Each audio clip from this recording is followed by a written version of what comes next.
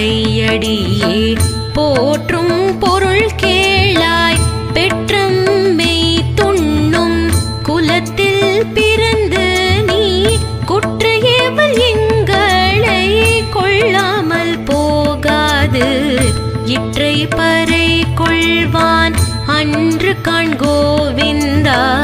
எற்றைக்கும் ஏழ் ஏழ் பிறவிக்கும் முந்தன்னோடு உற்றோமேயா